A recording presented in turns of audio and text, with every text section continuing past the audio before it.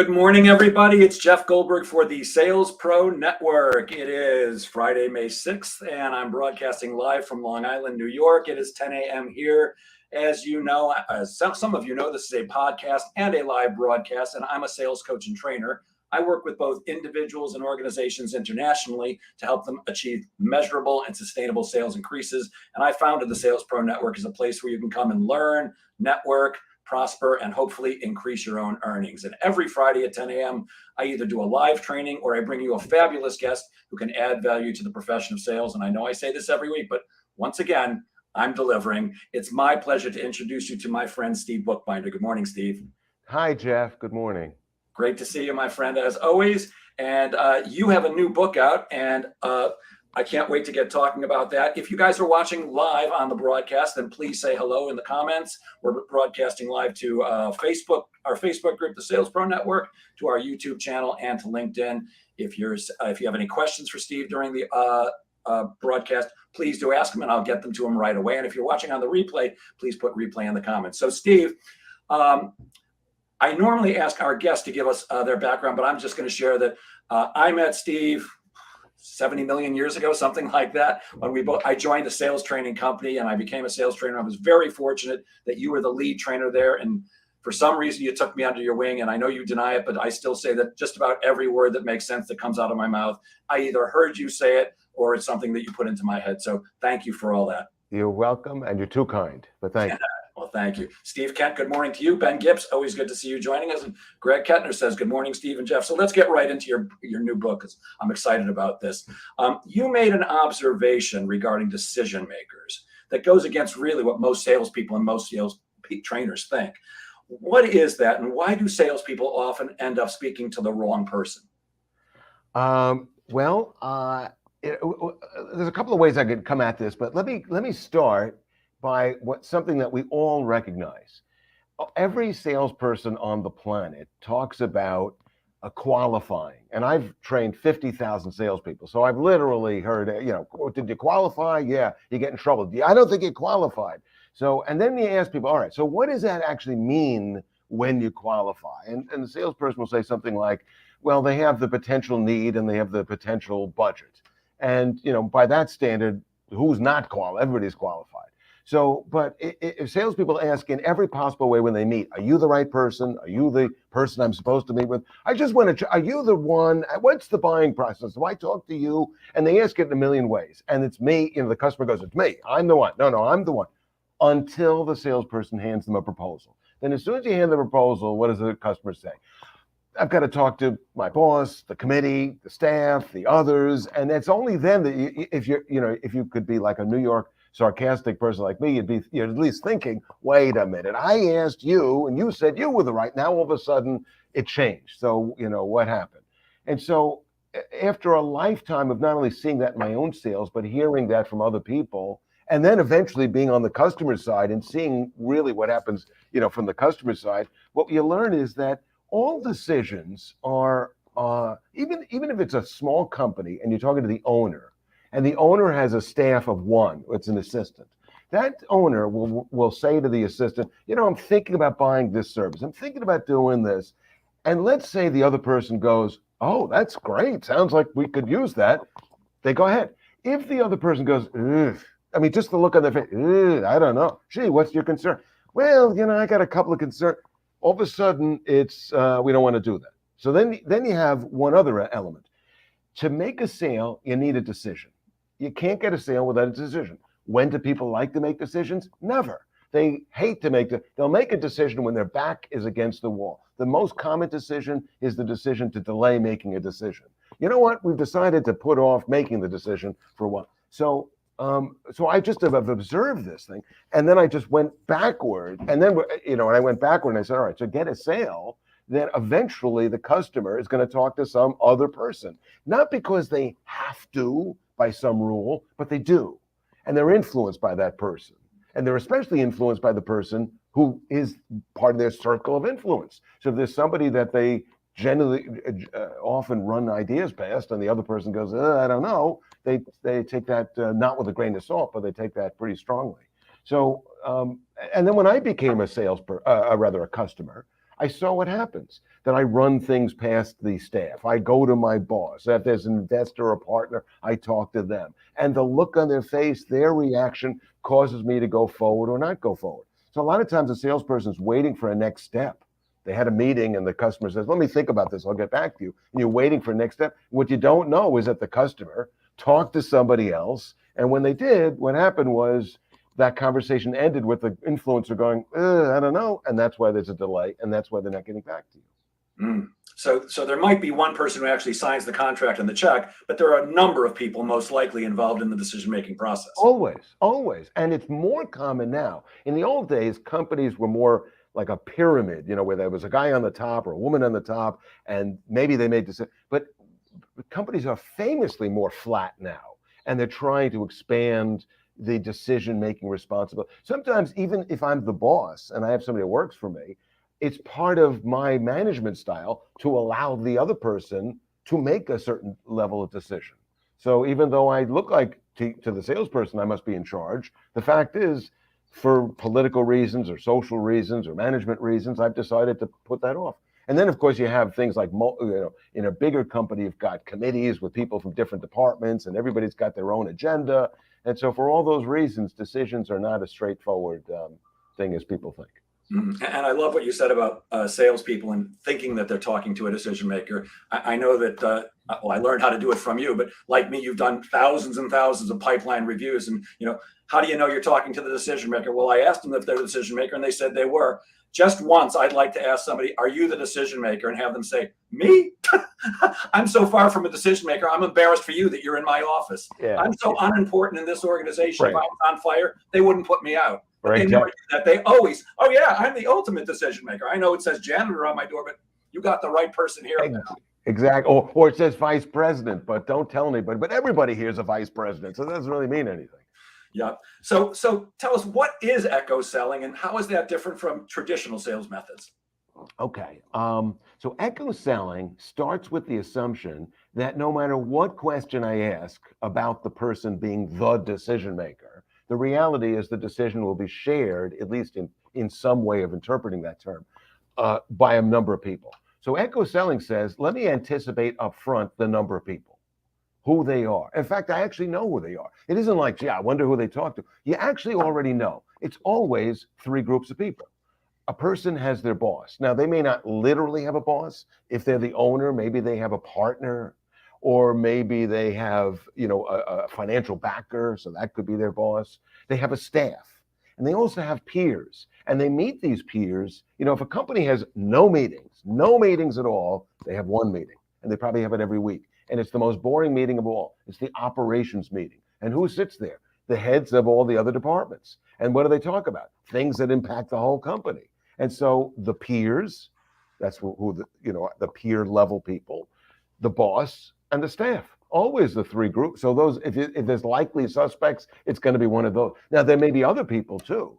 If somebody routinely has a consultant or a coach, and they always run everything past that consultant or a coach, then that person has their ear, and that person's an influencer. So that's the first part of it. But here's the other part, and here's a totally underestimated thing.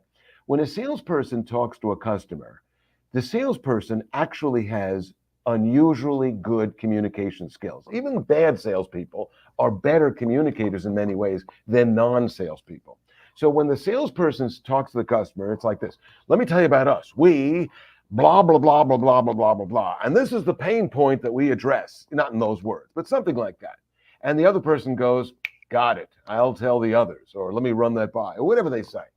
Well, when does that conversation happen? It doesn't happen a minute later. It probably happens an hour later, a week later. And meanwhile, the person that if in our case, we sell sales training, we generally sell to a person who's actually a salesperson. They may be a vice president of sales, but they actually have selling skills to some degree. But what if your sale is like you're selling technology and you're selling it to technologists, or you're selling an accounting solution and you talk to accountants? They may be great at accounting, but they're probably not good at selling. So what does that mean?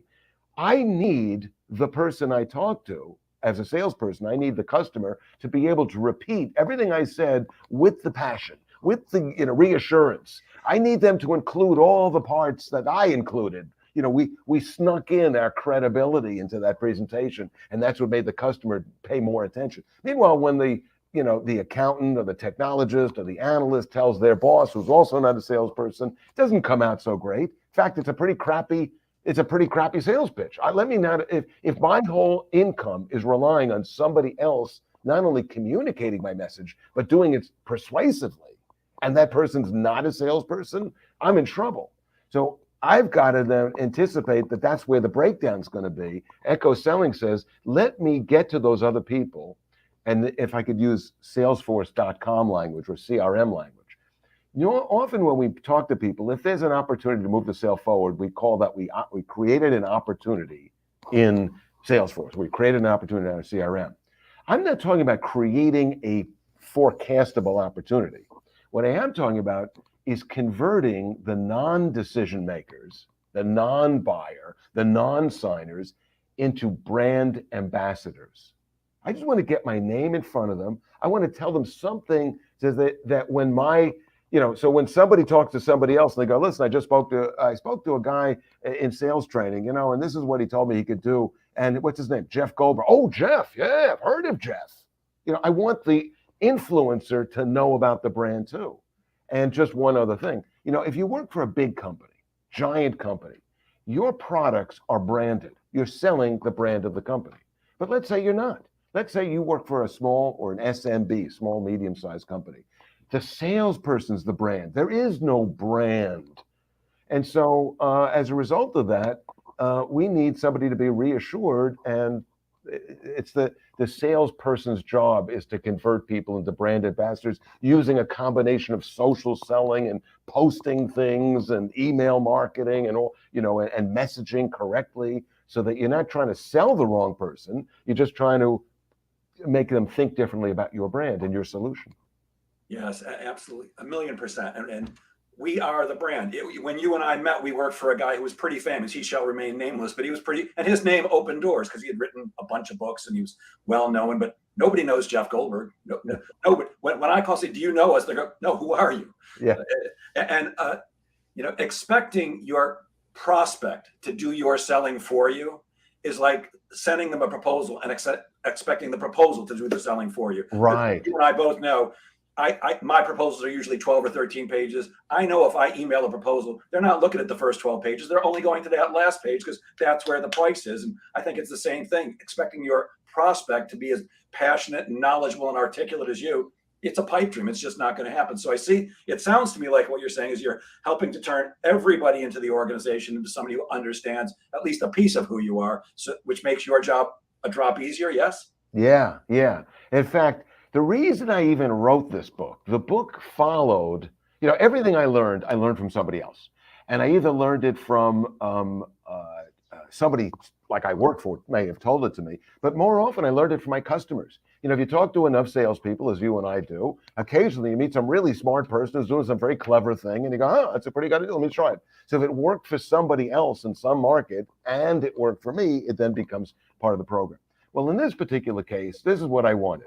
I wanted a sale, and I wanted it to more likely happen. Well, what's the most likely sales scenario? When the customer calls you.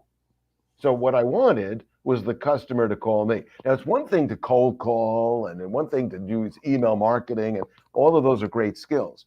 But how do you get the other person to call you? So that's what got me with that in mind, I then said, all right, how do I get the... What I need is every time they're in a meeting for my name to come up in a positive way. Okay, who do I want to call me? What meetings are they going to be in? Who are they talking to in those meetings? How could I reach out? And so what I did is I mapped out the company, doing as much research as I could, and a little bit of guessing, and a lot of poking around on LinkedIn mostly, to figure out, well, who are their peers and who would their bosses be and who is their staff? And then I created messaging that would be right for a staff, right for a peer who's not a buyer, but I'm trying to make into a brand ambassador, and right for a boss who's not concerned about the same things that users are concerned about. They're concerned about their company. And so you have to have different kind of messaging. Anyway, I spent a month reaching out to them through LinkedIn and email. And guess what happened at the end of the month? They wrote to me and asked for a meeting. It worked. And when that worked, I went, oh my God, I think I just discovered the greatest thing there is. And but there were a lot of pieces to it. It isn't just simply that I thought to do it. It isn't just simply that I took a chance. By the way, if I didn't have a strong enough pipeline, I probably wouldn't have taken a chance. Let's say I'm starving to death. I don't have no clients and I have nothing in my pipeline. I don't know that I'm taking a big chance doing something crazy like that. But because I had just enough business coming in, and I've learned the benefit of also just testing all the time, that I tried this thing. And it worked, and I've continued to do it that way, and it's continued to work. But the other thing is, you have to be equally good at strategizing and messaging. Most people are the opposite. They're not good at messaging. They have one way of describing their service, and that way may be perfect if you're talking to the person who uses it, not necessarily the person who's their boss or the person who's the financial decision maker or the technical decision maker. So you've got to have the ability to change your messaging so it's right for all those other people. I'm so in line with what you're talking about. Look, you know me a long time, and we've laughed and talked seriously about it many times about how much I hate cold calling, even though the company we used to work for together was pretty much known as a cold calling company. And I still love cold calling, people, but we don't like it. Yeah. Right. I still love teaching people how to do it, but I hate doing it myself. All of my prospecting is designed to get people to raise their hand.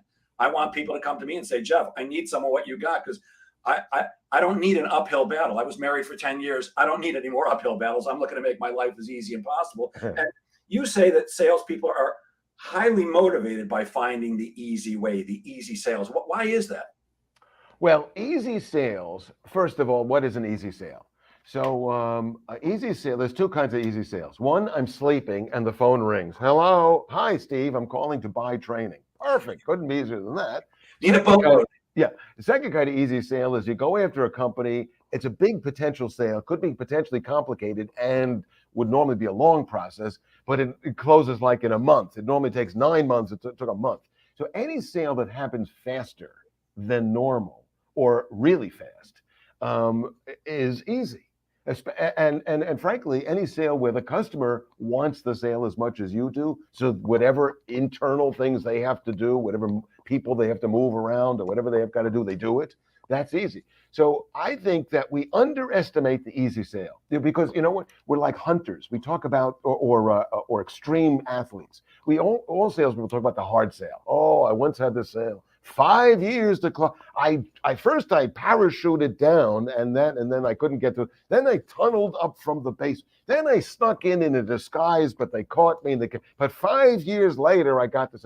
And if you've been in sales longer than 5 years, you probably have a 5-year story. What nobody talks about is I had an easy sale. I was sleeping and the phone rang and I didn't really do anything and they called. Nobody talked about and meanwhile, guess what? If you let's say you were an investor and you were going to invest in a business, which business would you rather have? Where they had inbound sales or where they were successfully closing very difficult sales that each one looked like a Mission Impossible movie, but they somehow managed to, well, which is more scalable? Which is more predictable? Easy sales. If you closed a really difficult, hard to close sale last year, and then this year the goals went up by 20%, what's the plan? Close 2 hard to close? Better to go with easy sales, the underestimated sale. But I think we get that, it's the ultimate of inbound. How do we get some momentum on the customer side to reach out to them? Well, first of all, we got to make them aware that we even exist. And there's a lot of noise, especially from big brands, that distract people. And so we got to get in their conversations. We got to get into the conversation. That's what we have to do. And that produces easy sales. Yeah, look, I love a good challenge like everybody does. And there's a great feeling when you have to work hard for something and something comes through. But I'll take easy all day long over challenge if I can get it. One of my favorite examples is the first time I did a Vistage talk. And I know you're a Vistage speaker also. At the break, one of the participants came up and said, "Do you do this for companies?" I said, "Yeah, that's how I make a living." And he said, "You're hired." And I asked, you don't even know my pricing. You didn't ask. He goes, "I don't care. I need what you've got." Can't get easier than that, but I'll take all. I don't have anything to prove anymore. I turned 67 on Tuesday. I've been in sales for 48 years. I love the easy ones, and I'm dedicated to making my job as easy as I possibly can, given that sales is not easy. I often say it beats digging ditches in the hot sun. Not that I know that because I've never dug ditches in the hot sun, but it's mentally exhausting. And we face rejection like crazy all day long. Yeah, yeah. So I work very, very, very hard to get an easy sale, and I think all the time is worth, all the effort was worth it. Yeah, it's like my friend Gary Levian, who likes to quote, I believe it's Roosevelt, who said, the harder I work, the luckier I get. Well, there is that. Um, but you have to keep being open to what could I do to change. A lot of times, salespeople, they think there's only one way to do whatever it is they're doing. One way to make a call. One way to. I was coaching some salesperson. I do a lot of coaching work, and every week I have a conversation with this young guy in England, and he'll tell me, I tried to do this thing, but it doesn't work. And I go, what did, and we roll, if it's a conversation, he goes, see, it always reaches this dead end. And I go, what if you ask this other question? Oh yeah, I never thought of it. What if you started with this other thing? Oh yeah. What if you did, the other day he was telling me he can't find online a list of what he needs. I go, we were doing this on a Zoom call. I said, let's share the screen, go on Google, show me what you're looking at. And he didn't understand digital marketing well enough to understand why his search term wasn't producing. I said, here, type in, and I gave him a different thing to type in. I hit enter. Now, what's the first listing? He goes, oh yeah, it's the complete thing I needed. Yeah, well, but you got to be open to maybe there's a different way to go. And by the way, even if you have been selling for 20 years and you go, yes, well, I've been doing this for 20 years. No, you haven't. No, you haven't. Here's why. Because it no longer matters how you did it prior to March of 2020. You used to do it in the old days? Oh, that's interesting. They used to ride horses before they had cars. They used to not have the internet. But now everything is complete. Even the way we use social media is different. Especially, I used to say, if you look back 5 years ago, how you did anything versus how you do it today, how you shop, how you buy, but how you did it since March of 2020 till now, so if you tell me that you've been doing RFPs for 20 years, no, you may have been doing a long time ago in another world that doesn't exist, won't exist. That's interesting from an academic point of view. Maybe you could go to the History Channel with that story, but it doesn't matter anymore. Now we're in a new world, and I like it. To me, it's like when I was a kid, my favorite thing was a do-over. Let's do it over. Do-over? We just pretend the other thing didn't happen. We just do it over? Then that's what sales has become. Giant do-over, including what the sales job is. Who's going to be successful? What it takes. What's the right personality for sales? Do-over. Type A used to be the only personality. Now, well, if that's not the customer's personality, you may be in trouble with that personality. I love what you said about you're talking to your coaching client in England, and you said, well, what about doing this? And not to promote what you and I do, but it really explains the need for somebody else to look at your stuff. And I'm betting that you do not remember this, but when I first joined the company, we went somewhere. I think we were on Long Island somewhere, and you were training an insurance company. I was just observing, and you were training them pipeline management. It was probably very, very shortly after I started. And at that point, I had nearly 30 years of sales experience. And again, you're probably not going to remember this, but it's stuck in my mind all this time. You pulled a guy up to the front of the room, and you were reviewing his pipeline, and you were asking him what he was going to do next. And I don't remember what he said, but you said, and now remember, I'm sitting on the sideline just watching what you're doing, taking notes, because I know I have to teach this eventually. And you said, well, did you ever think of inviting a happy customer out to lunch with this prospect and let the happy customer say nice things about you for you, do the selling for you? And with almost 30 years experience, you probably couldn't see me, but I literally went, oh my God, that never, ever occurred to me, because you're able to think outside my box. That's why I work with a coach, because she looks at me and she goes, you dope. Why didn't you do this? Or why are you having that thought? I love that, Steve. We salespeople think that there are a few steps to the sale. So, sometimes there's 3 steps, there's 5 steps, there's 10 steps, whatever. Different companies teach a different amount of steps. But according to you, the buyer can often have a multitude of steps in their buying decision. Why does it take the buyer so many steps? Well, I think, the short answer is because nobody likes to make a decision.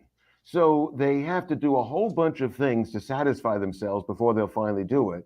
And it's easiest to look at how a consumer makes a decision. So I have, an expertise in sales training, but I also have an expertise in digital marketing. And one of the things that I've seen from digital marketers, data specialists, is what is the journey that a person will go through when they're going to buy a car? Now, a lot of us have bought a car. Buying a car is relatively simple if you've bought cars in your life. And yet, when you look at it from a digital point of view, you look at all the online and offline steps, the review sites, the different prices, the different types of sites, and different ways you could buy a car, different ways you could finance the car, the different things you do when you test drive. Do you test drive it before you made a decision, after you made a decision? All of those things change. And on top of that, here's another thing. Salespeople have been erroneously misguided by well-intentioned but sales trainers that, in many cases, I think have led them in the wrong direction. And they've made it look like you could talk to any customer who's got any objection, and if you just use the right sales karate, or here's my sales judo move. You said you're not interested. Here's the turnaround. You said, gee, I don't think we could use that. Here's the turnaround. I don't think we can afford it. Can you afford not to buy it? The sales judo. And among the many things, here's two things that you got to think about. One is the customer is going to receive that information differently depending on where they were in advance of the salesperson. So before the salesperson walked in the room, was this customer not even thinking about buying? Or were they already in the middle of making a decision? Or were they just about to make a decision? And I think that we try to pick up where they are and we try to sell to them, except we misread it. And I'll give you the most common scenario. Salesperson comes in, shows a solution, their solution, and says to the customer, what do you think? And this customer goes, oh, well, we do it this other way. And I got to tell you, I hate our way. Oh, we use this other vendor. And frankly, I hate them. And what noise happens in a salesperson's head when the customer says, I use the other guy, but I hate them? We hear cha-ching because we think hate the existing vendor must mean they're all set to buy from me. And what I learned over time was that's not even the case. In fact, there's no connection between those two things. And in fact, sometimes I'm tempted to go, I got an idea. Since you're hating them but paying them, and you're loving me but not paying me, how about hate me and pay me? And just start loving, hating them but not paying them, the hate. So if somebody says they hate something, I'll ask, well, how long have you been looking for a solution? And what I'm listening for is I've been looking for, a month. Really, who have you talked to and why did you pick them? And here's the big one. Ready? How come you haven't already picked a solution? How come you haven't? We hate them. Really? What have you been? Oh, we've been looking around for. Well, how come you haven't picked? Given that you have the internet, given that if I gave you any other thing to look for, if I say, like you're a motorcycle rider, if there was a new piece of equipment for a motorcycle and you go, that's kind of, I should look into that. How long would it take you? You'd grab your phone, 2 seconds later, you'd have at least 3 possible answers. So given that you could go to LinkedIn, given that it would be so easy to do this, how come you haven't picked something? And the answer is they weren't really looking in the first place. So if you look at the way like car manufacturers look at this top of the funnel, middle of the funnel, top of the funnel means that you're going to buy a car someday, you're qualified, but you're not even looking. And therefore, you're going to take in any new message intellectually versus the middle of the funnel when you're actually closer to making a decision. The car manufacturers say, you know what makes you in the middle of the funnel? When you went from someday I'm going to buy a car to 5 cars. You got a list of 5. Actually, you have a list of 3. And as you start to look into it, you'll expand the list from 3 to 5. And what will happen also is you start to not look at it intellectually, you'll look at it emotionally. Consider every time you have there's 5 ways I could go, 5 vacations I might take, 5 pairs of pants I might buy. This one, but you're always going to fall in love with one. Gee, I could buy the SUV. I could get the convertible. I hope it's the convertible that we end up with. You always fall in love with one. It's an emotional decision. And then at the bottom of the funnel is behavioral. So how long have you been looking? How come you haven't picked something yet? And mostly what you're asking these questions to learn this misleading, I hate my current vendor, didn't mean they're ready to buy. It just meant that they hate their current vendor. Maybe it doesn't matter that they hate their current. Gee, how long have you had the current vendor? 3 years. How long have you been here? 2 years. Oh, so the current vendor is older than you. And your pattern is to never change. So far, you meet people follow patterns. And if their pattern is for 2 years, they haven't changed, they are more likely statistically to continue that pattern. For whatever reason, that pattern makes sense to them. Yeah. One of the things I've always liked about your stuff is, how it's not pie in the sky, hairy fairy. It's all common sense. And, you just said something that really rang true. I actually don't ride motorcycles anymore. I got rid of my bike before Sandy, but I did have the occasion to have to buy a new car a couple of weeks ago because I got into a terrible car accident, totaled my car, and I needed a Ooh. brand new one. Yeah, yeah. Airbags deployed and everything. Oh, No kidding. Literally, I walked away with a scratch on my hand. I was very fortunate. But I knew exactly what car I was going to buy. I just wanted to replace my car, but I still did a bunch of research online. I probably went through 20 or 30 different sites, even though I knew exactly what I was going to buy. I needed yeah, to satisfy my yeah. curiosity. What else is out there? I even drove a different car, which immediately said, thank goodness I drove this because I now realize how much I really do love my car compared to this piece of crap. And even though my car was now 50% more expensive than last year, in 1 year, 50% more, I needed to go to through that process to come to the, let's make that decision. Yeah. Data scientists have actually mapped out something like 500 different moves that a buyer of a car will make. And then on top of that, you've got the Gartner study that came out a couple of years ago that said business to business buyers are more and more and more buying like consumers. And what that means for us business to business sellers is that the buyer is spending 50 to 75% of their buying process doing whatever research they do prior to talking to a salesperson. So they don't bring in a salesperson in the beginning and like they used to do in the old days, but what they do is by the time they get to a salesperson, they've already done some research, and as a result, they have a bias. They've learned whatever they've learned. They have certain feelings. That's why they called whoever they did and didn't call whoever they didn't call. And so it's an important thing when you go in there to recognize it's like a movie. You walked into the middle of the movie. You didn't walk into the beginning. Maybe it was the beginning of your movie because you're the salesperson, but the customer's movie. How long have they been looking at this, this problem? Maybe you take away the problem of looking for a new solution and the person doesn't even have a job anymore. So you know what? That's the most important job they have is looking. The boss could say, did you have a good day? Oh yeah, I'm still looking. All right, keep up the good work. I mean, if they ever found a solution, they'd be out. There's nothing else to do. So we got to understand it from the customer's point of view. Customers becoming more like consumers. They're doing this research, and you know what? This notion of echo selling isn't just, hey, how do I get the customer to echo my pitch in that persuasive way? How do I make it easier for them by me reaching out to their influencers? But let's also recognize that the customer they're already echoing somebody else. So every time the customer has an opinion, we ought to be saying, I wonder where they got that opinion. They just arrived at that on their own, or they read something, they have a favorite thought leader in LinkedIn, or they have a coach, they have a consultant, they had an old boss who taught them something. For whatever reason, somebody told them something and it echoed with them, and that's why that feeling or that bias persists. So they're already being influenced by echo selling. I just want them to be influenced by my echo selling attempt. Got it. For those of you who are just joining us, we're about halfway through. You're on the Sales Pro Network podcast and live broadcast.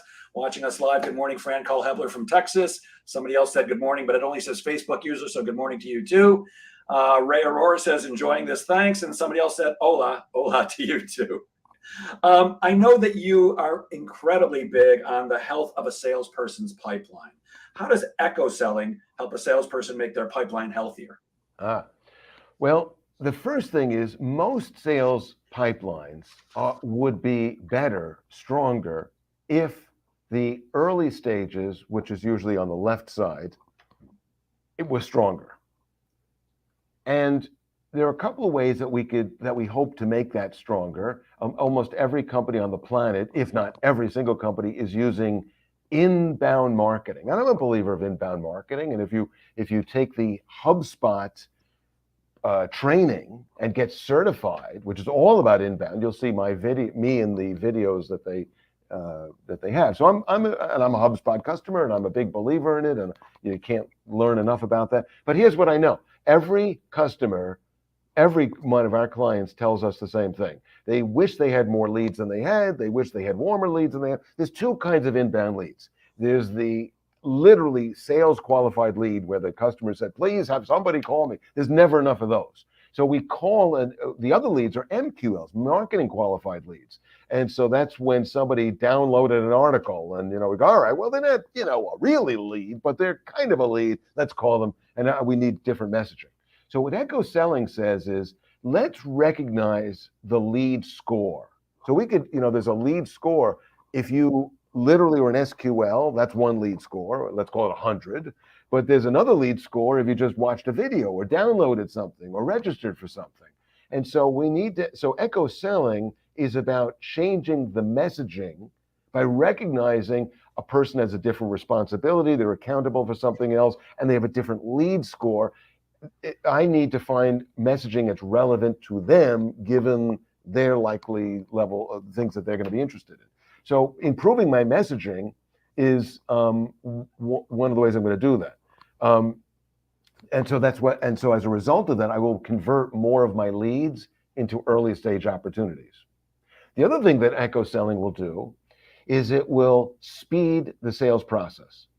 The longer a sale takes, the less likely it's going to happen. Even if it's supposed to go long, it's like if I had a client that had a 3-year sales cycle. Best case scenario, 3 years. They sold airplane part systems, wing systems. Not exactly something you could cold call. Hey, I've got a wing. You need a wing today? You have 3 years to make the sale. My sale is like 8 weeks. So all things being equal, I'm more likely to close an 8-week sale because fewer things will go wrong in the middle of that. So we're always trying to speed up the sales process. The longer it goes, the less likely it'll happen. The longer it goes beyond its normal sales cycle, the less likely. The longer a sale stays at the same pipeline stage, whatever stage that is, the longer it continues and persists in that stage, the less likely it still qualifies for that stage. So what echo selling does is it moves things to the next stage faster because what was holding it up in the first place? They were waiting for some approval.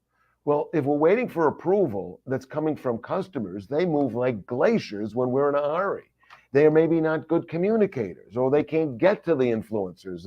So echo selling helps speed up that influencing, that internal influencing process, which you and I only pick up, the tremor of which we pick up when the customer finally gets back to us and agrees to a next step, or tells us, okay, the committee is about to meet, or they just met, or we finally rendered a decision, or they move the contract along, that process along, because they want it more as much as you want to sell it to them.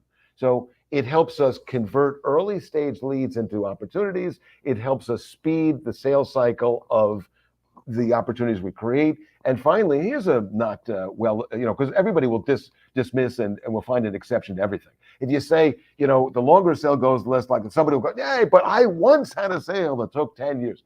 So here's the thing. The shorter you can make your average sale, the more sales you could get to. One of the problems that some salespeople have is because they always sell the same as they've always done it.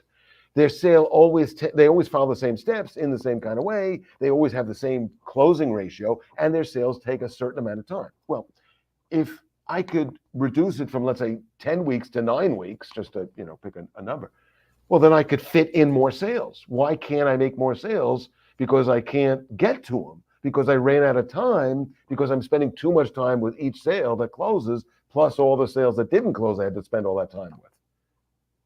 Got it. Okay, got it.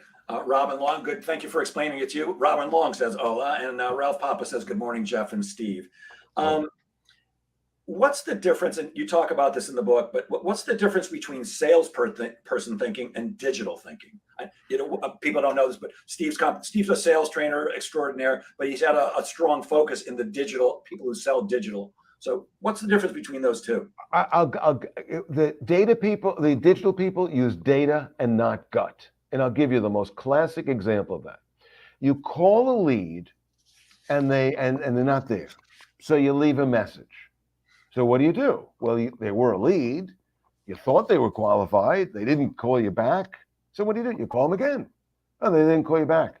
All right, so now what do? Well, you send them an email. Oh, they didn't get back to you. So what do? Send them another email. Then what do? Well, you said, maybe you send them an in-mail. And so, and then what will eventually happen? Eventually, if you do this with enough people, somebody will someday pick up the phone. It was the 57th time you called them. They were on their way out of the office by mistake. They picked up the phone. They go, hello. Hey, it's Steve Bookbinder trying to sell you. And that person will buy. And what does the salesperson remember? That. So we become unduly influenced by the famous exception versus digital, where they just use data. So in digital, every time you open your computer, every single thing on your screen is shown to you because your computer has learned what you might think is relevant, including every time you go to a website and you see ads. So what are the goal of the ads? To get your attention. So which would work better? Showing the same ad over and over and over and over until you finally wore the person down and they finally saw it enough times and they finally responded to it, which would work, that, or only show the same person an ad once, and if they don't respond once, move on. Well, the way salespeople work, you would think, oh, I gotta keep showing the same ad over and over again. But digital people look at the numbers. They're not influenced by what should happen, what wants to happen. They look at statistically. And you know what they've learned? The fewer times you call the same lead, the more clicks you'll get, the more potential customers you'll end up bumping into. And so by using data and not gut, they make a very different decision. And here's another thing they do. They don't just show an ad, they show an ad that's contextualized by all the data. So they say to themselves, before I show this person an ad, what are all the other online behaviors that this person has had? And how could we interpret those as telling us whether they're likely to be interested or not? And by the way, the wiggle room is maybe we need to adjust the messaging. So you have dynamically created banner ads that even a little tiny ad will have 14 different fields, which dynamically change depending upon your level of interest as understood by your past click history. So this notion of, I'm not reaching the person for the first time. It's not the beginning of the movie. They've already been doing something, or they haven't been looking at something. And either way, it tells me something about them. So this notion of looking at the person, their entire history of buying something, and the statistics of what each different approach is likely to yield, that's digital. Using patterns, thinking about patterns, that's digital. But, you know, I always do it this way. It sometimes works, that's human, and that fails. Got it. I'd like to take a sidestep for a minute and make a point because you said something important. Well, you said a lot of things that are important, but about picking up the phone. I can't tell you how many times I speak to business owners and salespeople. I hate answering the phone. It's always BS, and I don't read my emails or my LinkedIn. I ignore most of it. I'm going to suggest you better start paying attention. I was literally 1 foot out the door the other day with just checking to see if he's behind me because I don't want to get him to jump up. But my dog is on his leash and we're about to go out for a walk and my phone is ringing. And I'm like, oh, he wants to go out. You know what? I'm just going to pick it up. Turned out to be somebody saying, hey, Jeff, I'd like to talk to you about sales training. Now, would he have left a message? Maybe. I'll even go probably, but don't I have a far better chance of, because I picked up the phone. One of my favorite phrases is, you never know. I had another one. A guy reached out. Now, I'm sure that like me, you get people who reach out to you all day long on LinkedIn who want to connect with you, and then they just want to sell you something. Right. So I got an email from somebody recently, and I'm like, I don't know about this. It seemed like a comment. Turned out he was a guy who had seen a bunch of my stuff on LinkedIn and had said, Jeff, I'm a consultant. I have 3 clients who I think need your services, and I'm already working with one of them. Pay attention, guys. I know there's a lot of spam out there. Look, I get 300 to 400 emails every day. Lots of them are ads for Viagra. I don't know why everybody thinks I need Viagra, but you know, you got to break through the clutter because there is business in there. Pay attention. Another thing that people wouldn't know about this about you, but I do, is you swum around Manhattan, I think more than once, and you also swam the English Channel. In fact, one of your other books, one of my favorites called How to Be Your Own Coach, because we co-wrote it, is based on the way you trained to swim the channel. And what do you mean when you say that salespeople mostly swim in circles? And how did swimming the channel make you a better salesperson? Great question. Thank you for asking. So the analogy between swimming in circles, like literally swimming in a circle, if you swim, if I dropped a swimmer in the middle of open water where you couldn't see the shore and you had to kind of guess which way was the shore, it happens that as you're swimming, one of your arms is actually a little bit stronger than the other. So if you didn't have that black line like you have at the bottom of a pool that would steer you, you think you're swimming in a straight line, but actually over time, you either go to your left or you go to your right until you'd actually swim in a full circle. You don't even realize it, unless you were looking at the person from a helicopter. Well, I find that people do that all the time in life, metaphorically. They start the year with great intentions. I mean, you could apply this to sales. You could apply this to a lot of things in life. They start the year with great intentions, but they always defer. They always make the same kind of choices. They start off by, like, there was a study done. Everybody joins a gym at the beginning of the year. January 18th is the day that everybody that started stopped, except for the people that work out all the time. Then, so if you're a regular gym member, just wait for the 19th, and then the gym will empty out again. So what they do is they make the same kind of choices, and they have the same kind of things that. And some of those choices are, we make sure now in swimming the channel. What I learned is something that happens physically, that happens metaphorically anytime you're trying to do anything. There's cold water, there's rough water, jellyfish. Cold water is water you don't want to jump into. You're afraid it's going to kill you. It won't, but you think it will. Rough water is water there's so much stuff landing on your head, you think that you're going to drown. And jellyfish are things you're afraid of. And because you're afraid of them, you go out of your way to avoid it. If you don't like certain social situations, you can avoid it. If you're grown up, there's certain vegetables you don't eat. Well, maybe as a kid they made you eat it, but as a grown up, I am not eating, that. I'm not going to have that kale. I draw the line at kale. I'm not going to have the tofu. I'm not going to.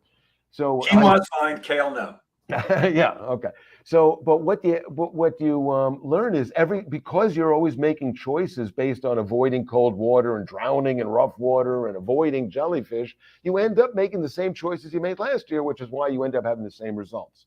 Problem with sales is not about how do you sell. That's what people go, do you know how to sell? Yeah, everyone knows how to sell, because every single possible sales technique works. Eventually, if you talk to enough people, eventually you'll get a sale. The selling, professional selling, is being able to pay your rent and your mortgage and your bills and your vacations and take care of your family with your sales.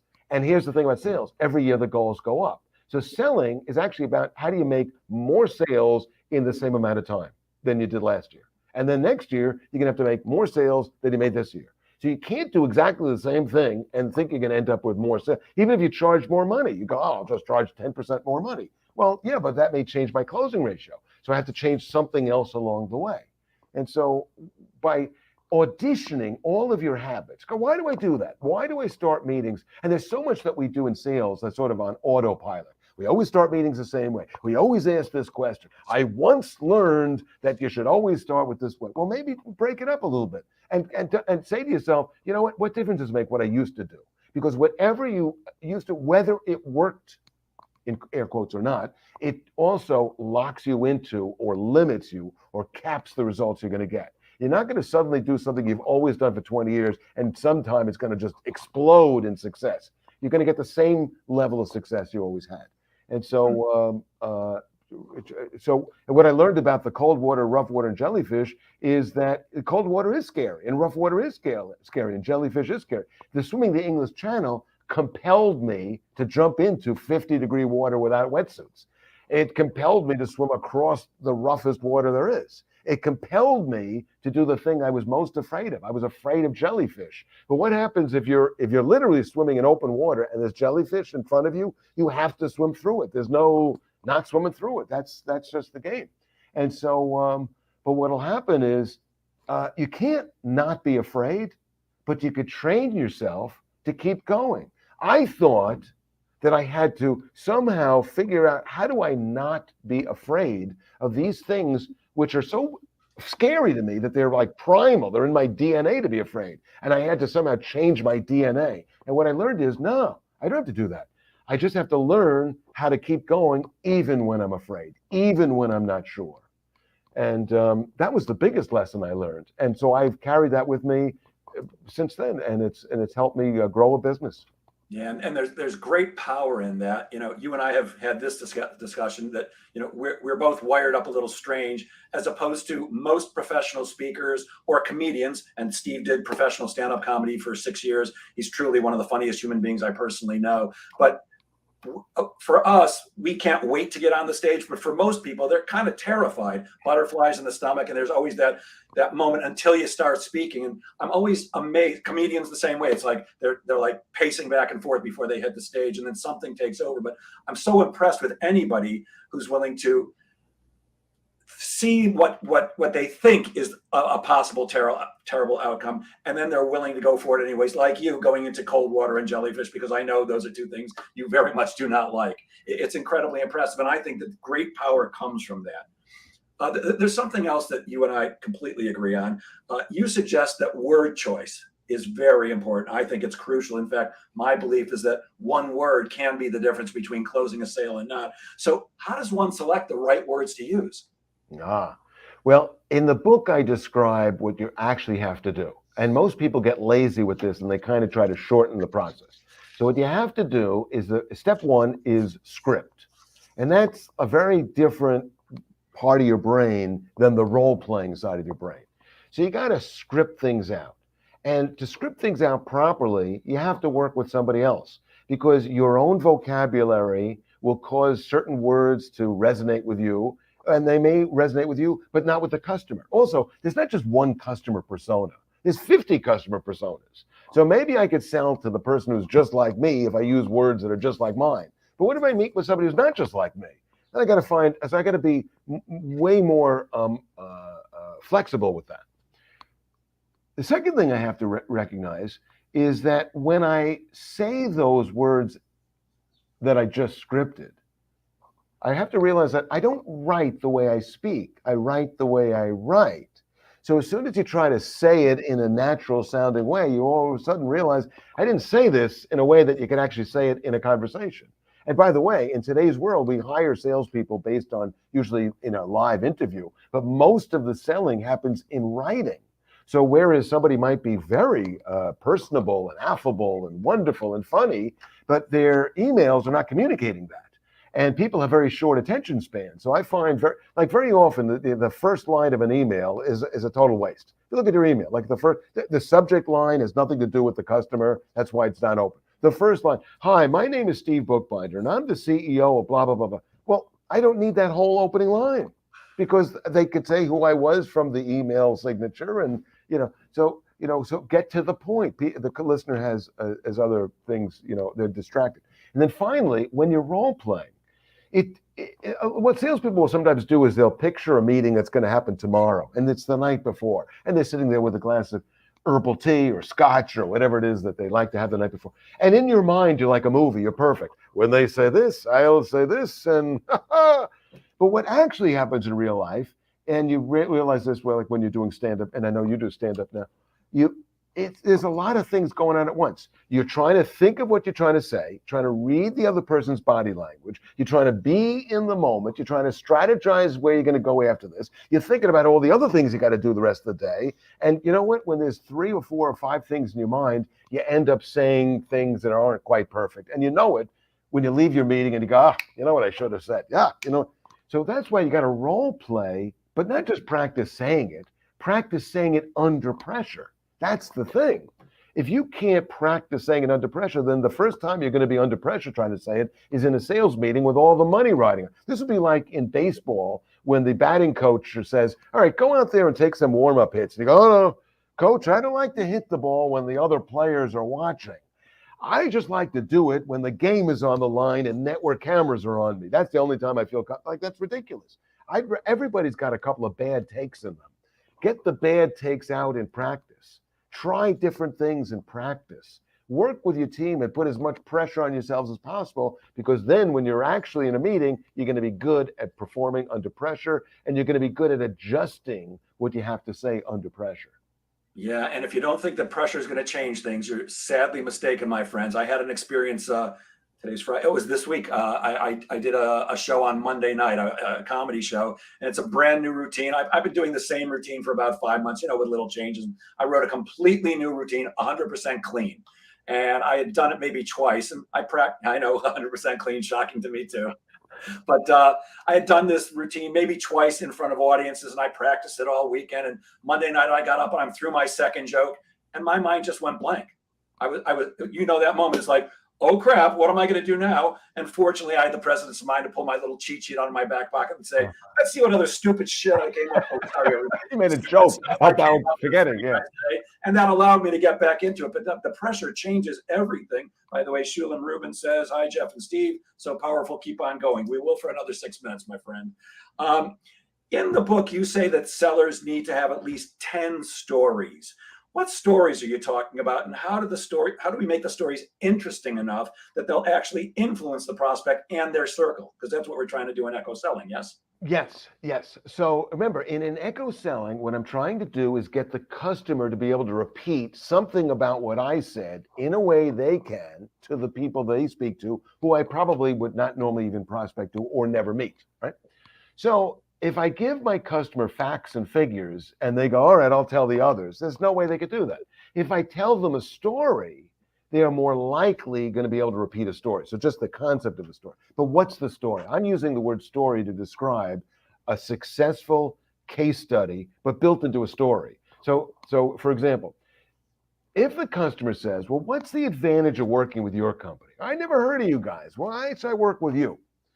Most salespeople begin their answer with these words. Well, I think the reason you should work, I think the advantage of working, and you could stop right there. Why? Who cares what you think? Are you a president of a company? Are you a customer? Unless you're also a customer with the same role, with the same, world that the customer is living in, it doesn't matter what you say. So, a better way to answer that is, if you ask me, well, why should I buy your training? Well, let me tell you why this company, the ABC company, has worked with me for 20 years. Let me tell you why XYZ has been working with me for 15 years. Let me tell you why this company brought me in and has, stayed with me for all these years. Biggest proof that your products really work is that somebody's buying it. But then you got to tell it like a story. So the story isn't, so I've been working with another company for 20 years. Done. No. It's got to be like a dramatic story. Here's the dramatic story. I met with a customer and they weren't sure about their own process, but they knew if they could solve this problem, then this great thing would happen to them, but they couldn't do it. They were really frustrated. They looked everywhere and they went online and they talked to a million salespeople.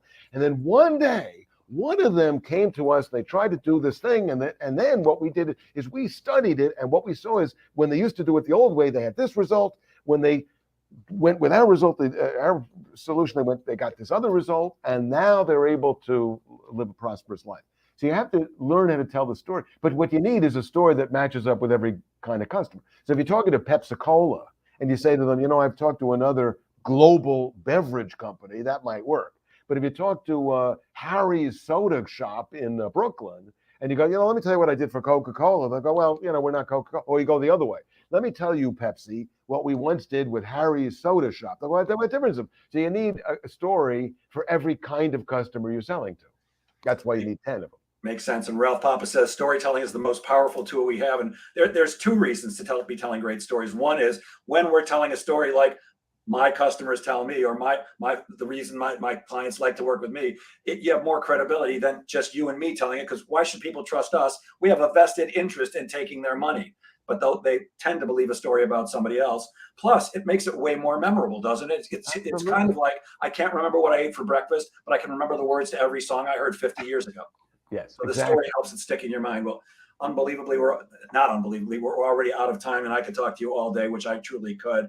Steve, I'm going to share my screen while I'm talking to you. And could you please tell people how can they get in touch with you if they want to, and how can they buy the book?